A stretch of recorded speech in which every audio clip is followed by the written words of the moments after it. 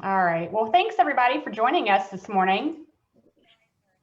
We are going to take an in-depth look at pollinator conservation with the Emory at Oxford Organic Farm this morning. And this event is part of our month-long Georgia Bird Fest, which offers more than 45 bird and nature-focused field trips, weekend events, webinars, and keynote speakers during the height of spring migration here in Georgia. And whether this is your first Georgia Bird Fest event or you're a seasoned Bird Fest pro, we're glad you're with us. And thanks for supporting our conservation, education, and community engagement programs through your participation in Georgia Bird Fest. You can find a full listing of all the remaining Bird Fest events through May 16th on our website at georgiaaudubon.org/birdfest-events. And before we get started, I do want to quickly thank our Georgia Bird Fest sponsors. At the Rosie at Spoonbill level, thank you to Colonial Pipeline. At the wood thrush level, thanks to Cox Enterprises, Georgia Forestry Foundation, and Georgia Power Company. And at the Carolina chickadee level, many thanks to Southwire and Southern Ionics Minerals. I also want to note our gratitude to the many individual patron supporters of Georgia Bird Fest, as well as the dozens of event leaders, volunteers, and Georgia Audubon staff who have helped us reimagine how we continue to engage the community in fun and educational activities in the midst of a pandemic. So just a few housekeeping notes today. We have folks joining us via Facebook Live and through Zoom this morning. We'll be moderating both forums, so please feel free to ask any questions that you might have as we go along. You can put those in the comments in Facebook or in our Q&A box on Zoom, and we'll do our best to get to as many of those questions as we can this morning. We're also recording this morning's session, and we'll plan to post the recording on our Georgia Audubon YouTube channel within the next week or so. You can always find the video on our video section on the Georgia Audubon Facebook page as well. So without further ado, I want to welcome Georgia Audubon's Community Engagement Manager, Karina Newsom. She's filming on site this morning at the Oxford Organic Farm with farmer and educator Daniel Parson. Daniel holds honors such as being named as one of Mother Nature Network's 40 Farmers Under 40 and Georgia Organic's Land Steward of the Year. We're super excited that he's hosting us this morning. And the farm itself has earned a place on the list of the top 30 sustainable college-run farms in the country. So Daniel, I'll turn things over to you now. Oh, thank you so much. Thank you for having me. Can everybody hear me okay? We're here at the Oxford College Farm, and this is a farm that has developed over the last 7 years as the farmer educator. And I want to mention our 3 wonderful full-time staff members, Ruth, Catherine, and Caitlin, who do a lot of the work here. So as we walk around the farm, don't imagine me as the farmer by myself doing this work. I have lots of people helping me, and those key staff have done most of what you see. So we're a college farm. It's 10.5 acres here in Oxford, Georgia. And we're part of Emory University as well, just 45 minutes outside of Atlanta on the original campus of Emory. And we grow about 3 acres of vegetables each year, producing about 40,000 pounds. And half of that goes to our dining at Oxford, Emory, and the Emory Hospital, and half of it we sell to the public. And so what we're talking about today is beneficial insect and pollinator conservation. And the reason it connects to birds is that birds eat the bugs that we are encouraging with our practices. And so I think it's really an important part of, the birds are an important part of the farm ecosystem. And then what we're talking about in the context of the crops and crop management is really important to bird conservation as well. So there's definitely a link there.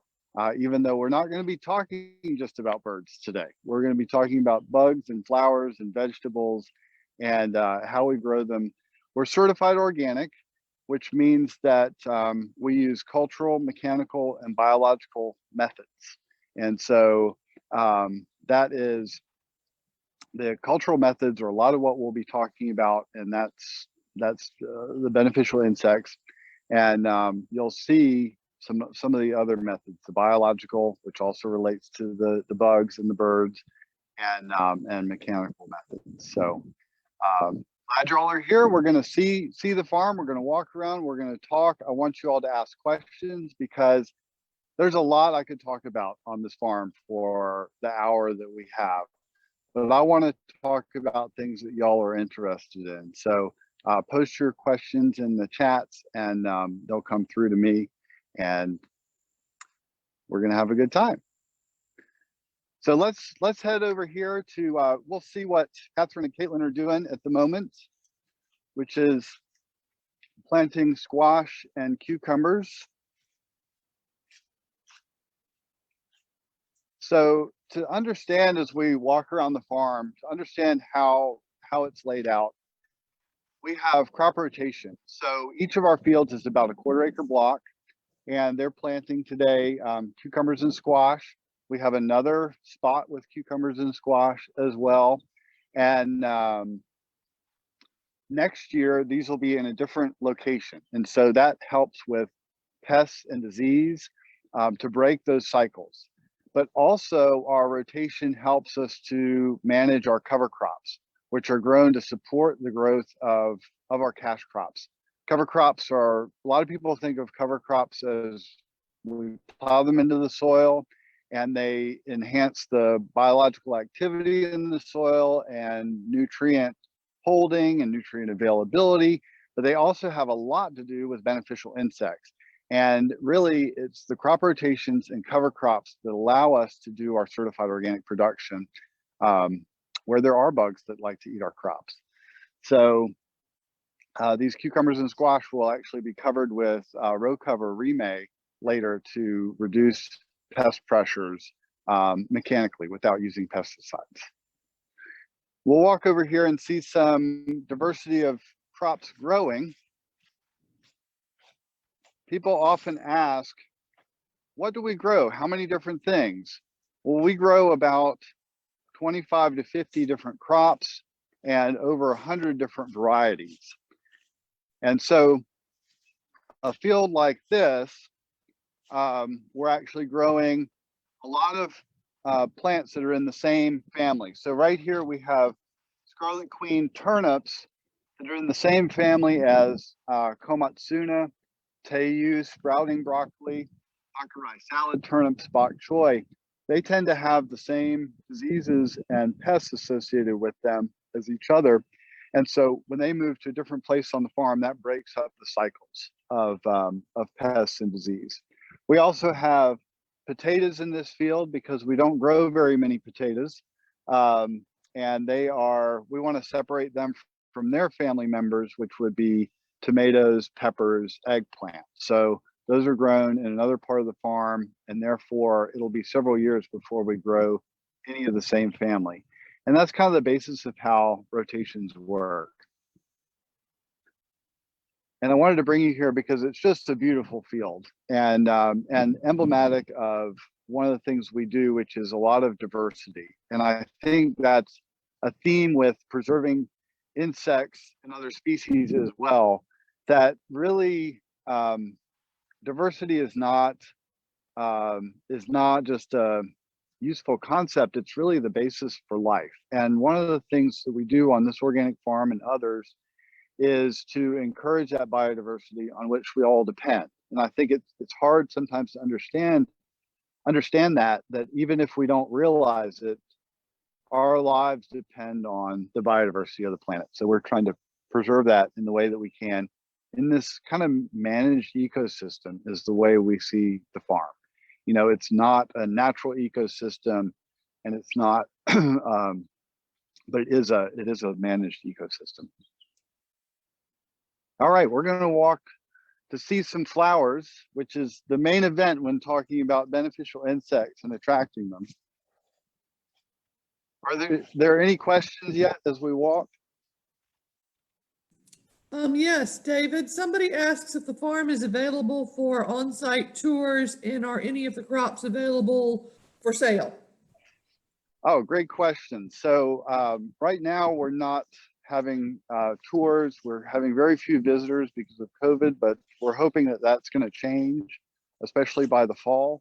But we don't have regular tours for outside folks, just but groups can organize. This would have been a great in-person event had it not been for COVID. In terms of buying our vegetables, we have two ways to do that. One is through our CSA program with pickup at the Emory campus and Oxford campus.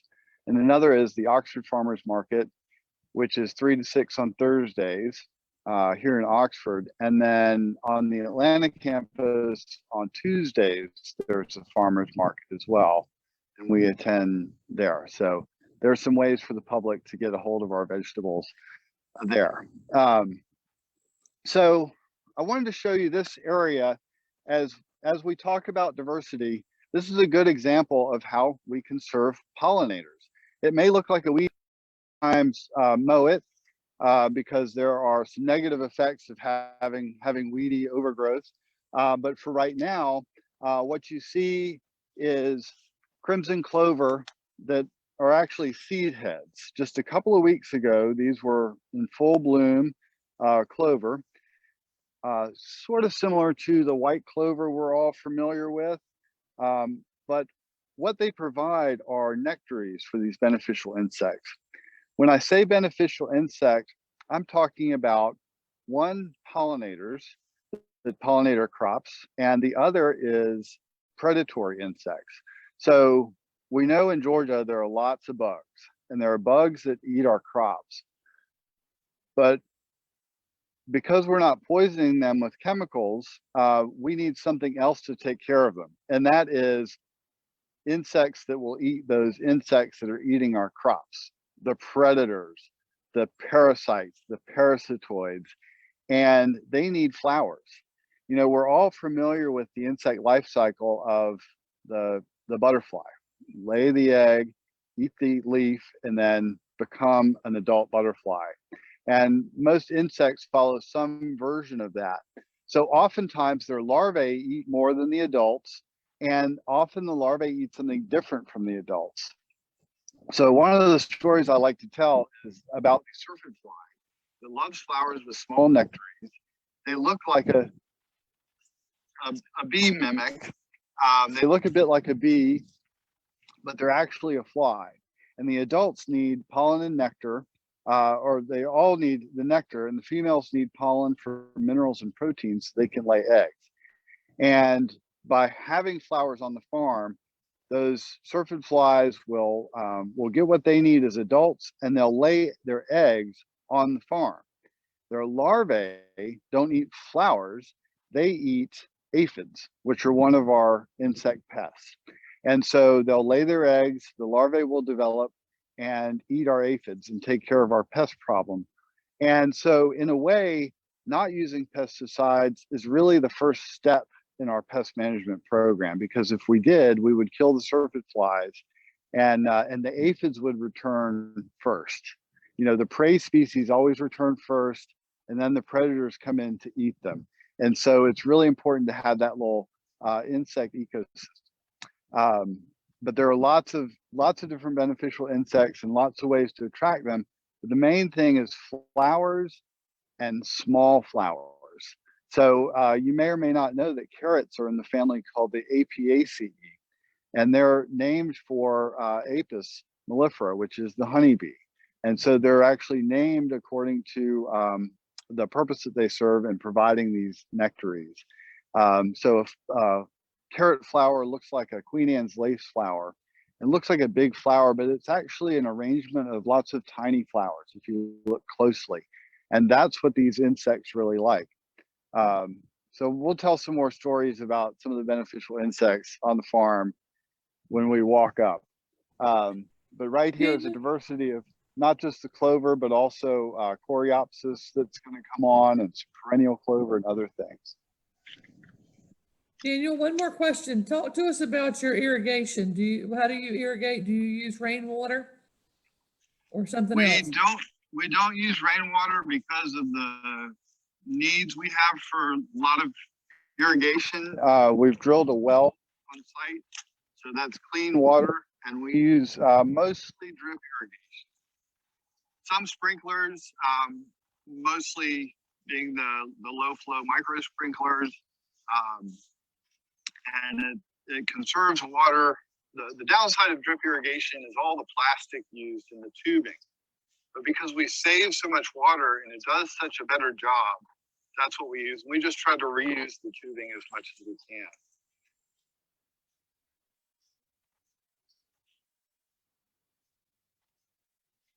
So you might have noticed when Catherine and Caitlin were planting, they were using drip lines. And one role in the planting is to provide the spacing for the plants. As we walk up here, we can actually see some of the drip lines in place. They're the black tubing that run along these beds of eggplant and peppers. So it has to be filtered and it has to have a pressure reducer as well.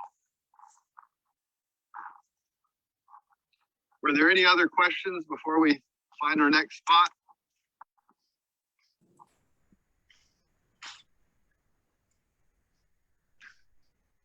All right, so here we are in our field of carrots and beets. Carrots and beets are not in the same family. Beets are actually in the amaranth family. And as I mentioned before, carrots are in the Apiaceae. But we grow about the same amount of both, and they're kind of unique families. They're not, there aren't a whole lot of other crops grown in these families. So that's why we grow them together. They grow at the same time of year. So these are our beets. We have golden beets, we have typical red beets, and then we also grow one that is a candy stripe beet called Chioggia. If you've never seen the candy stripe beet, it's an Italian heirloom from the town of Chioggia. And when you cut it open, it's red and white stripes. So they're sweet and wonderful to eat and really cool looking. But you know, it's another example of the diversity of crops, and part of it is customers' interest. Our CSA members get a box every week of whatever we're growing, and we want to have something different for them every week, and something different that you might not find in your average grocery store. So that's one example. But the reason I wanted to bring you all up to this spot is that we were able to plant some cover crop in between our crop, which we don't always do, but if we have the opportunity, we do. So you take a look at this plant right here. This is buckwheat. People think of buckwheat flour for pancakes. We're not harvesting the seeds and making flour.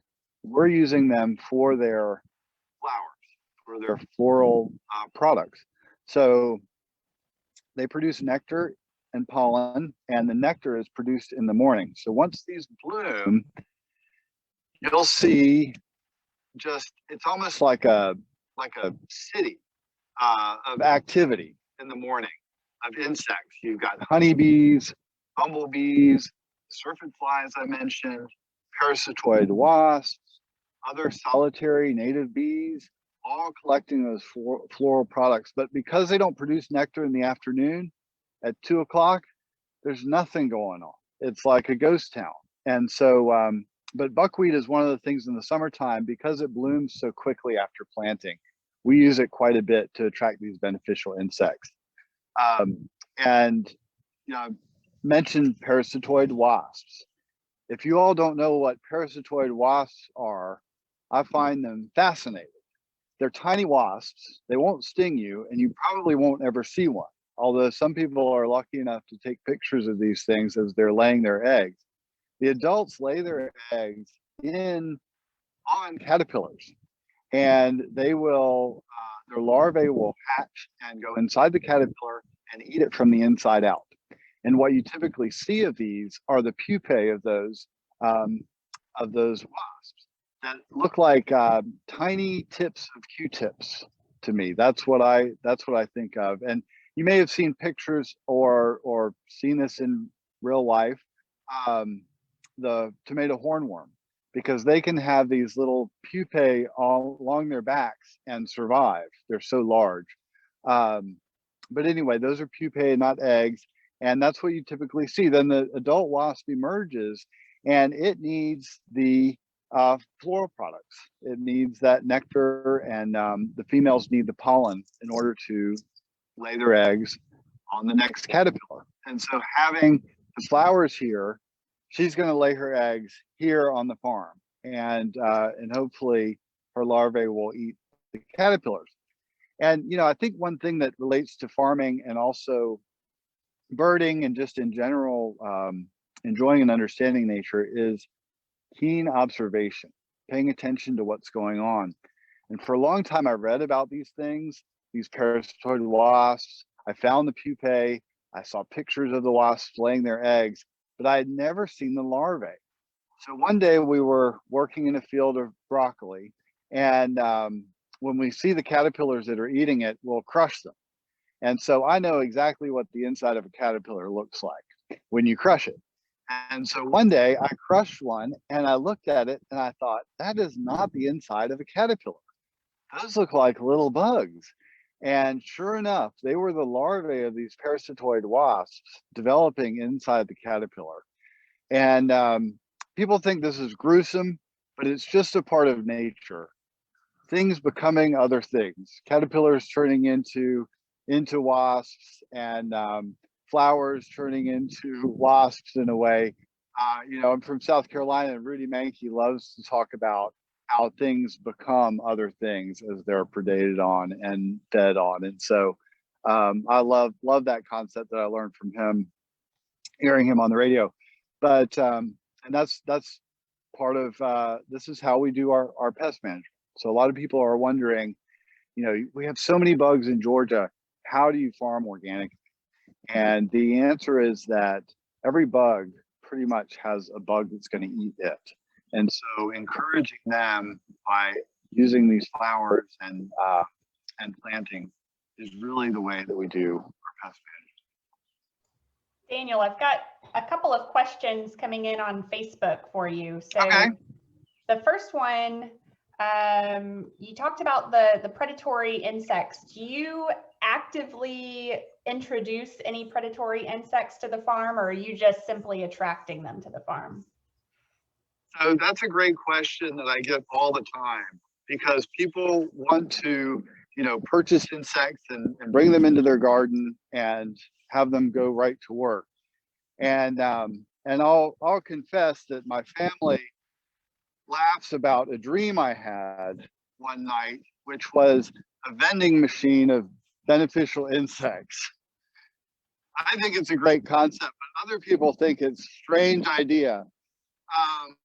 But actually, we don't purchase insects from outside because, for one thing, we don't know where they're from, and they may be, we may be introducing another species.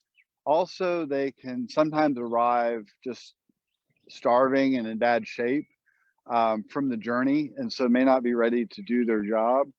And what I've found, which I think is true for mammals and birds too, is that habitat is the most important driver for if you're going to have a species thrive. And so we really focus on providing that habitat because that's much more important than having the bugs come in. Now, there's some exceptions, like Pediobius wasp will attack bean beetles, and it doesn't overwinter here. So that's an example of one that you would need to bring in for it to do its job, hang it in your bean field. But that's not something we've done. We grow very few beans. We grow a lot of broccoli family members like these. This is a field of lacinato kale, broccoli, collards, and because they're grown and picked the same way, Swiss chard, they're not in the broccoli family. But you all may not be able to perceive this morning, but I don't see any white moths flying around, and we've seen very few. And the cabbage white moth is one of the big pests for broccoli and cabbage.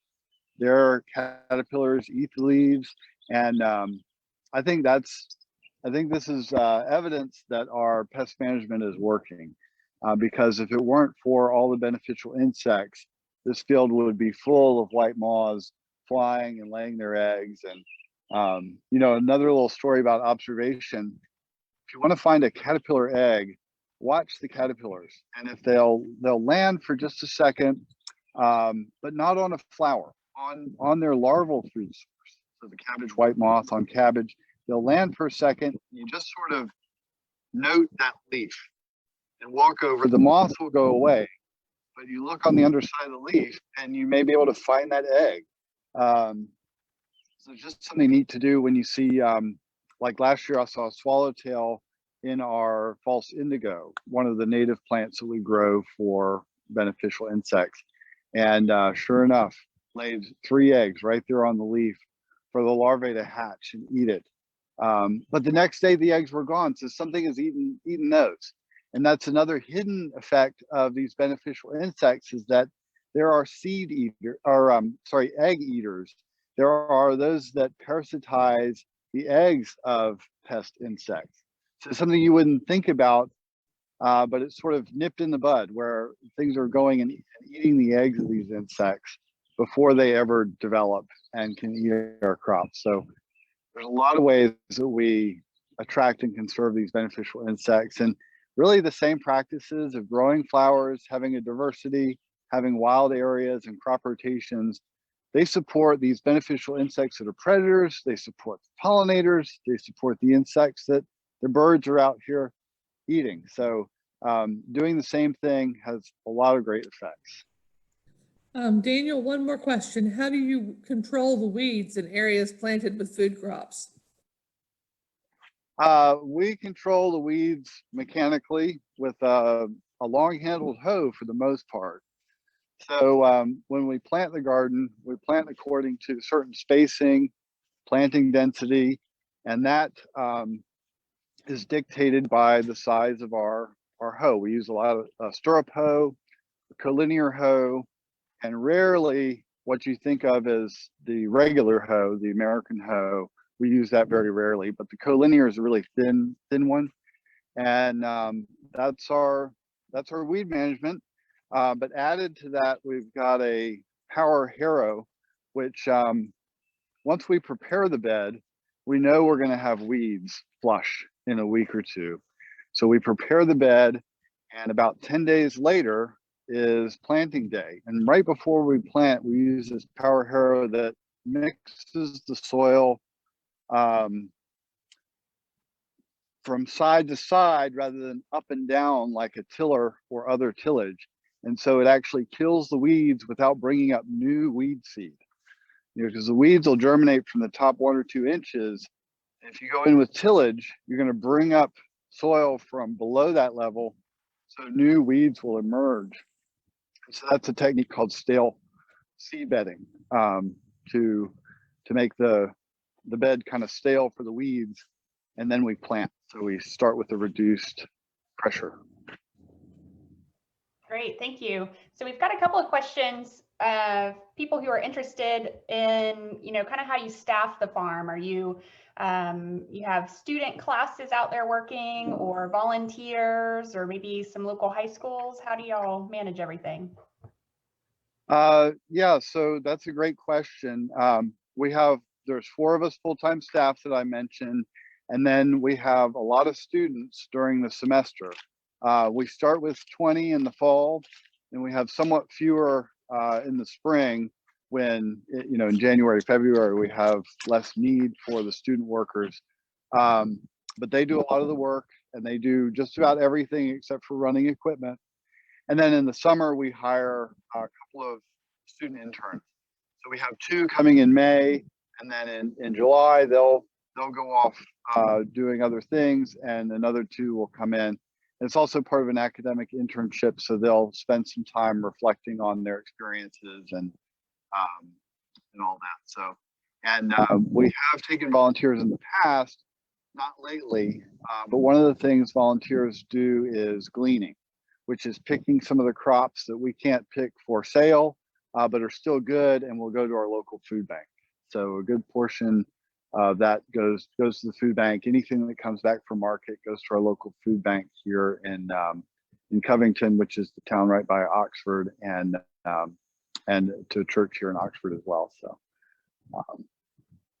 yeah. What time is it? I'm lost track. Okay, great. Yeah. Well, I think we'll go ahead and kind of get into the beehives. We keep honeybees here. And so y'all can watch me while I put on the suit and get the smoker started. And we'll actually look into the honeybee hive. But throughout, you can ask questions. We can talk while you watch me get ready. To me, honeybees are like the gateway to understanding beneficial insects for a lot of people, because they're social insects. We kind of relate to them in that way. And also, people love to eat honey and know what a honeybee looks like. But they're actually not native to North America. They're Eurasian, really. And there's not a whole lot of diversity in the honeybee genetics because of how they've been bred. The hives that we have that do the best are actually wild colonies we find on campus. So there are a couple of places on campus where wild colonies exist, in a building or in a tree, not inside the interior of the building, but external. And they'll swarm. When they run out of space, honeybees will swarm. The queen will leave with 5,000-10,000 bees in a cloud. And she'll find a spot to land. All the workers will come around her. And at that point, if you can capture the queen, all the bees will go into the same box where she is, and you have a new hive. And that's how we've gotten our honeybee hives. So there's a lot of interest in honeybees, but we're currently trying to reduce the number we have on the farm, because we also know that if we have too many honeybees, they take up some of that pollen and nectar that other species would use. So in a way, just having one hive or just a couple of hives is better than having, say, 10, because there's just less pressure on the environment. And so we think that kind of reducing our numbers of honeybees in a way is a good thing for us, because then we have more native species and solitary bees that nest in the ground and things like that. So that's awesome. All right. Yeah. Quick question while you're walking and getting set up. So you talked about the predatory insects, of course, you know, helping control the harmful insects to the crops. And what are you doing to protect your crops from, you know, deer and other things that might be trying to grab some vegetables? Yes. So we've talked about insect pests, and then we also have the vertebrate pests. And our number one vertebrate pest is deer. I don't know if you noticed when we were in the beet field, we walked through a little gate and a fence. And so we put up temporary fencing. We have a permanent fence in the back part of the property, but the front part is actually here in town, and we can't have a tall enough fence because it's really the front yard. But the back fence keeps the herds from coming through. And then we put up these temporary fences that are 7 feet tall, and it seems to work. The smaller the enclosure, the less likely the deer are to get in, and the fact that we move them around. We take them down, we prepare the ground, plant our crop, and then if we need to, we'll put it back up around that field. And so with the ever-shifting fencing, that seems to help, so they don't establish habits of getting into certain places, because they're very they're creatures of habit, the deer. Daniel, another question for you. When do you mow the wild areas, and do you incorporate the cuttings into the fields, or does that bring too many seeds? So the cover crops I talked about, we mow them when they are at full or early bloom stage is the best time. And so we actually plow those in before they make seed. In terms of the wild areas, we really want them to make seed, and we want that seed to be out there for the insects, birds, and other animals to eat. And so those we take advice from people who know about these things, and we mow them with a sickle bar mower in like January, February, you know, kind of when it's best for us during that time period, because they've stood for the fall. And you know, there are a lot of insects will actually need those cavities to lay their eggs, and their young develop, or like praying mantis will lay their egg cases on those sticks. And so we want them to be there all fall and into the winter so that can happen. And then we use a sickle bar mower, which is like a series of scissors that go along the ground and cut everything off at the base without chewing it up. It's not like a rotary lawnmower where you get all these bits and pieces. And the reason we do that is so that anything using it for their young is not destroyed. So the sickle bar mower, January, February, that's our strategy for the natural areas.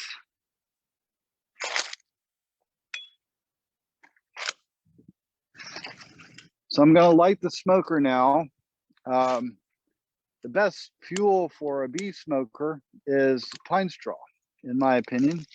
And somebody told me once, even better than that is pine straw that's been run over. And so we've got a pine tree in the driveway, and every year we'll collect that run over pine straw as needed. You can buy fuel, but that's kind of silly.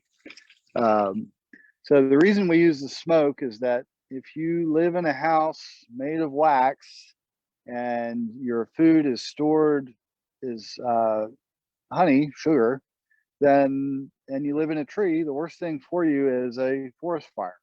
And so bees have a natural instinct if there's a forest fire to eat all the honey they possibly can and gather up and leave. And with our smoker, they won't gather up and leave and abandon the hive, but they will eat a bunch of honey when they're come in contact with the smoke. And just like us after Thanksgiving, the big meal is going to slow them down and make them lethargic. So we want volumes of cool smoke. They don't have lungs, but hot smoke can actually hurt their breathing apparatus. So that's why you see I'm just using my hands to stuff it in. So if you can do that, that's a good sign that you're going to have lots of cool smoke.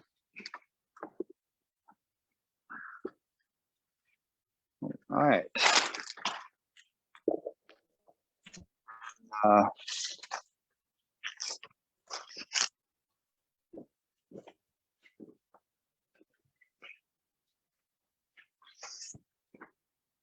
Are there any other questions while we're getting ready to get into the hive?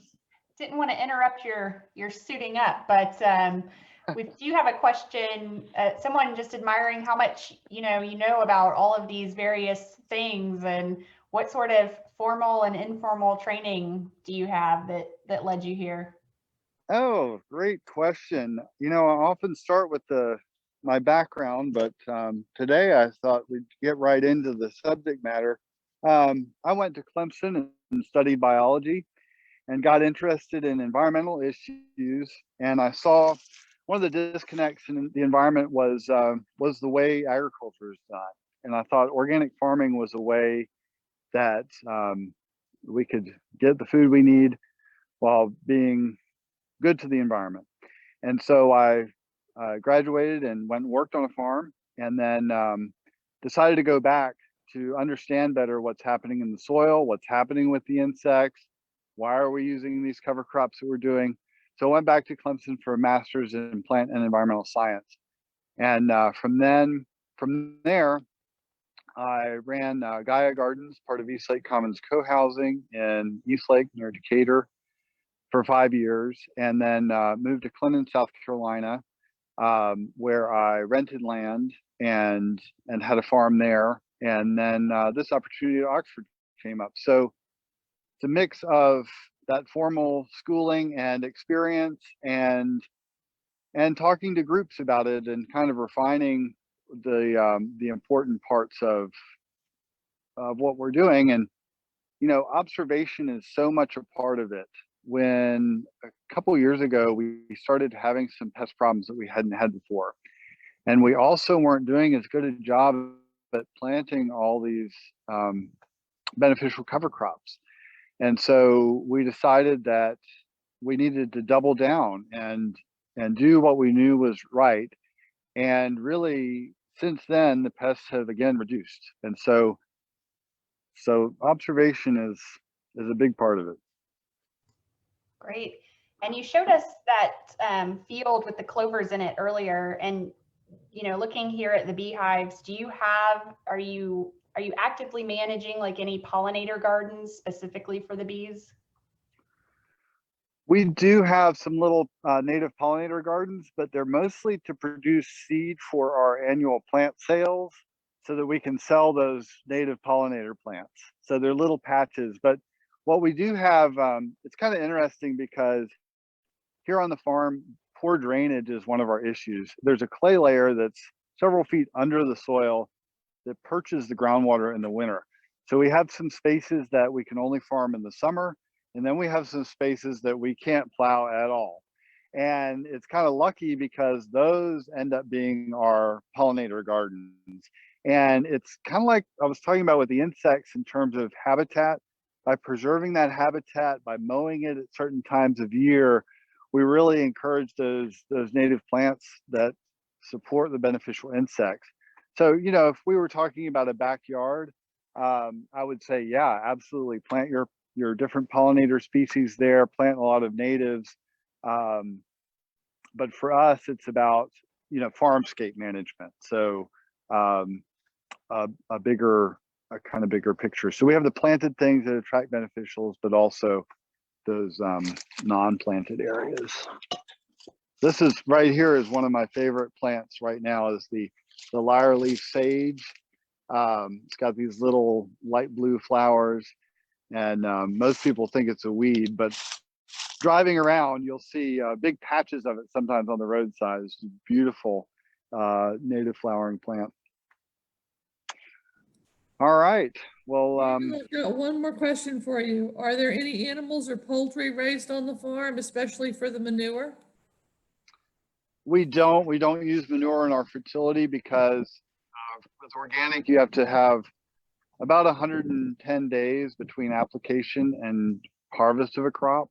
And so we don't use manure because it's a little tricky, and we just don't happen to have any animals. We couldn't have a lot because of where we are.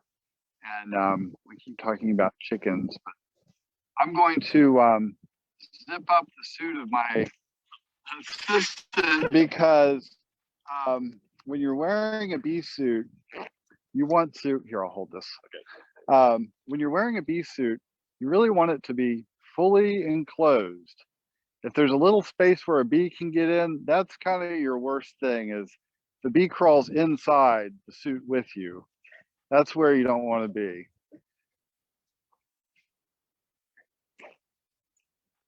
Oh yeah, that looks okay. Lovely.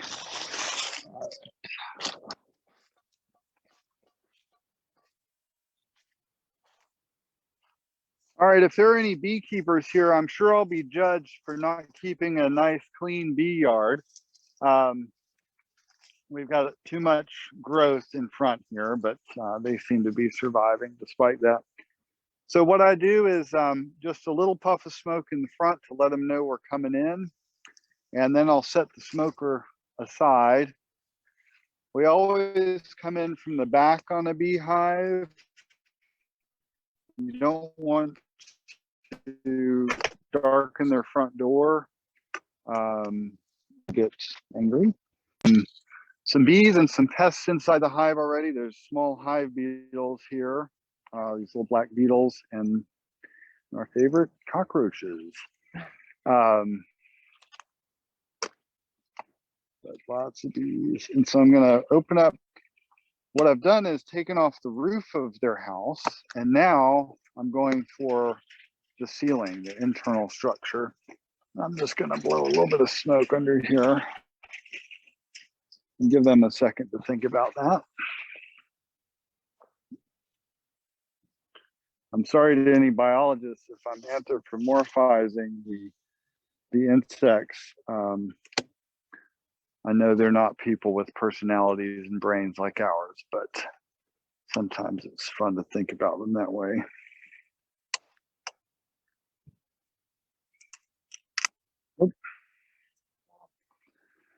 So here we have, we're not going to go real deep into the hive today, but I just wanted to show y'all the inner workings. And here we have the frames.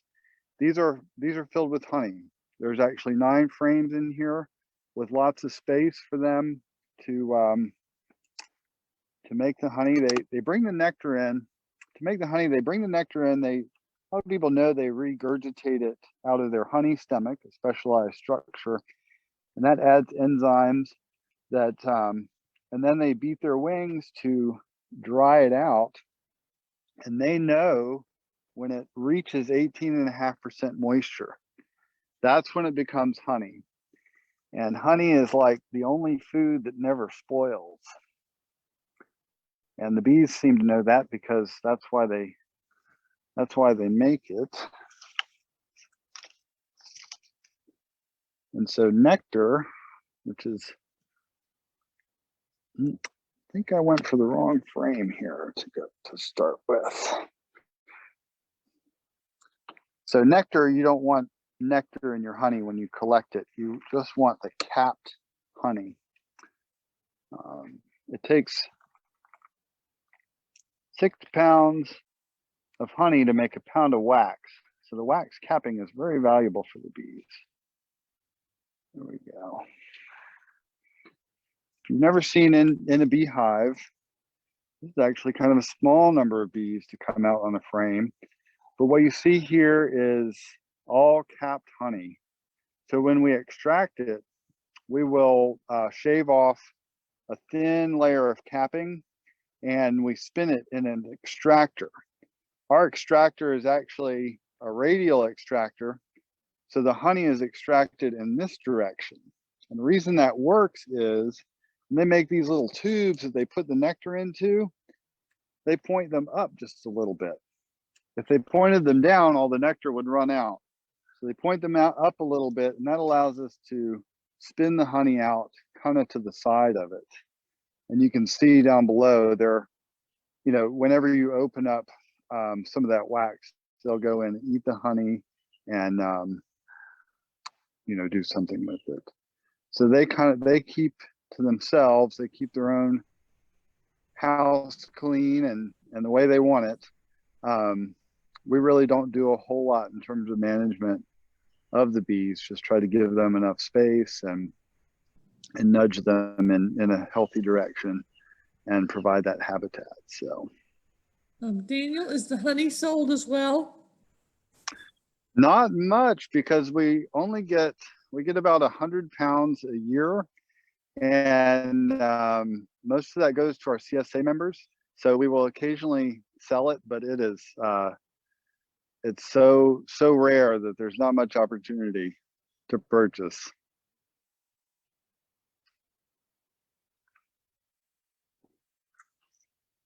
All right, what time is it? 49. Oh, great. Well, let's go a little bit further into the beehive. You know, not everybody knows that bees will do well in town as well. Their #1 food source in our area is tulip poplars. So trees, they get a lot of food from the trees.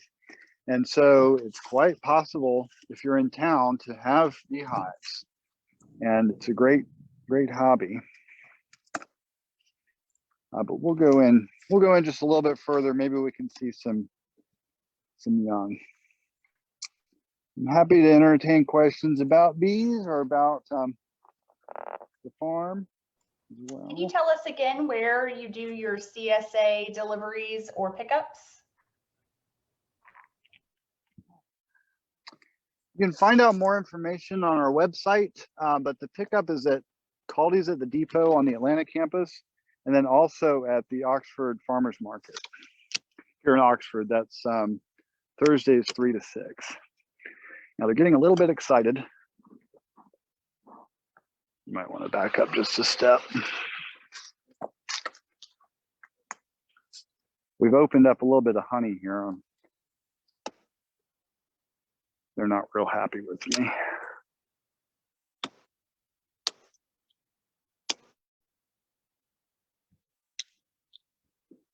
Bees are very pheromone driven.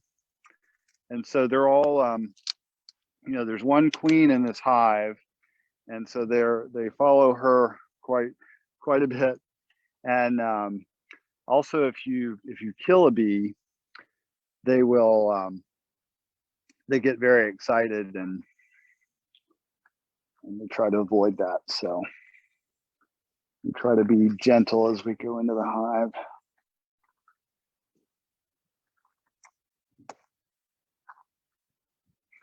You see that it's all stuck together with propolis, which is bee glue. And the key to these hives, which is technically a Langstroth or observation or Langstroth hive, is bee space, which is 3/8 of an inch. So anything more than 3/8 of an inch, they'll fill with comb. Anything less, they'll fill with this propolis or glue. And I'm really glad we have time to go in here and see this, because what you're seeing is you're seeing the brood. You know, I talked about the insect life cycle before. So the queen is going to lay the eggs into one of these cells. And then, I don't know if you can see it or not, but there's little white larvae, white little worms in all these cells here. And those are the larvae being fed by the bees and developing. And then these cells here that look kind of like those honey cells, but they're more straw colored and different. That's not wax. Those are the cocoons basically, or the capped brood. So those are the brood turning into adults. And often you can see the whole bee life cycle right here. You'll see sometimes the eggs and the tiny larvae, larger larvae, and then these capped brood that are ready to emerge. And so it's, like I said, the bees are kind of like a gateway to understanding other beneficial insects. You have a controlled environment where you can see their life cycle and you can identify them easily out in the field and see their behavior, but it helps you understand the way that other species live. And a lot of our native bees are really solitary. So instead of living in a colony like this, they're going to be living in the ground or living in spaces in hollow reeds. And that's where they lay their eggs and their brood develops. But honeybees are all here. That big one is a male, which has only one purpose in the colony. And the females, the queens, sorry, are made in special cells and fed the royal jelly a little bit longer. And they will mate once in their lifetime, and they carry the sperm with them, and they choose to fertilize the eggs, and are often will mate with several males, and so they'll have different genetic material in order to lay eggs that are somewhat diverse. And all the workers are females. They can lay eggs, but they can only lay unfertilized eggs, which develop into males. Daniel, can you tell us if the honeybees aren't in hives like that, do they also build hives in trees and other places? Exactly. So they'll find a cavity and they'll fill it with comb. And on these frames, we start them off with foundation so that they build on the frame like we want them to, but they'll build a very similar structure in a tree cavity. Or if we forget to put the frames in when we catch a swarm, they'll build however they want to. They build it out of wax. There's a lot more on this side. Do you have any idea who or when the first box hive was developed? I think it was the early 1900s when they went away from the, we think of the beehive hairdo. That was a skep or a basket home for the bees. And those, you really had to destroy the colony to get the honey out. And you couldn't really observe what was happening with them. So it was invented based on that bee space discovery. So yeah, you can see a lot of the larvae there and bee activity. It'd be fun if we saw the queen, but sometimes you have to look through every single frame before you find her. So We don't always see the queen, but we see evidence. She's laying eggs, the larvae are developing. So that's a good sign. All right, I'm going to put them back together before they get tired of being exposed. They like dark spaces and they like to have their home just so. And so I'm going to let them get back to it. Can you tell us a little bit about how you fertilize crops on the farm? Oh, sure. Well, part of our fertility is these cover crops. So legumes produce nitrogen and the other cover crops cycle the nutrients that we add. But we take our soil test to our local extension agent, UGA, and we do our fertility according to their recommendations. We just convert it to the organic materials we want to use. And so we use feather meal for nitrogen, bone meal for phosphorus, and then a mined rock product for potassium. And fertilize according to those recommendations. And we actually reduce the recommendations by about 20% because we've found good success doing that.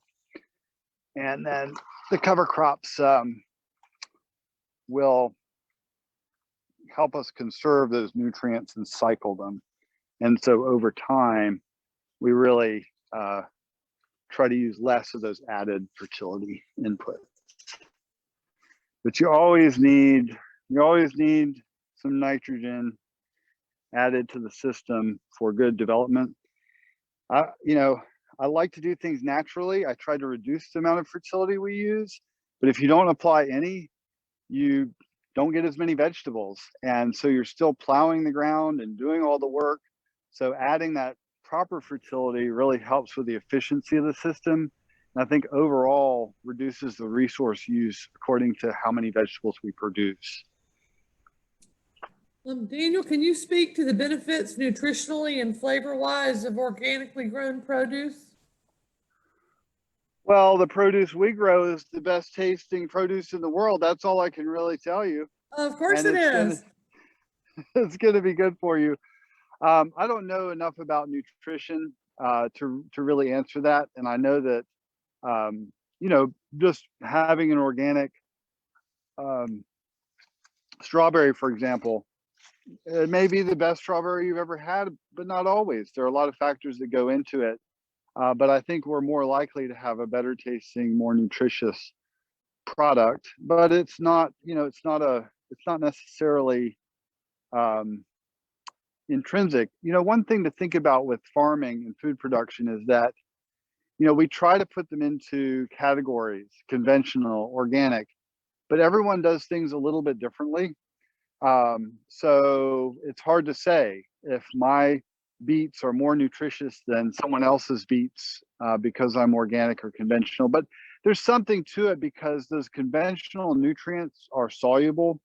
And when they're taken up by the plant, they can also be taken up with water. And that dilutes the amount of nutrients. And then certain phytochemicals, plant chemicals, are for defense of the plant in a slightly more difficult environment. And so it's possible that we would have more of those phytochemicals produced in an organic setting. So there's some indication of better nutrition, but it's not necessarily a one-to-one comparison.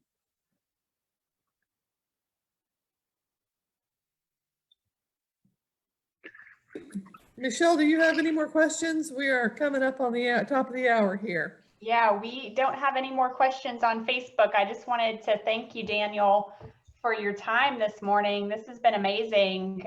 This is definitely a different experience than we're used to with Georgia Bird Fest. So I'm so glad we were able to make it work in a virtual format this year. And I hope that this time next year we can come join you in person to take a look around the farm and do some wandering around and looking at birds and bees and insects. So thank you so much. That would be lovely. Thank you for the opportunity. I hope everybody got something out of it.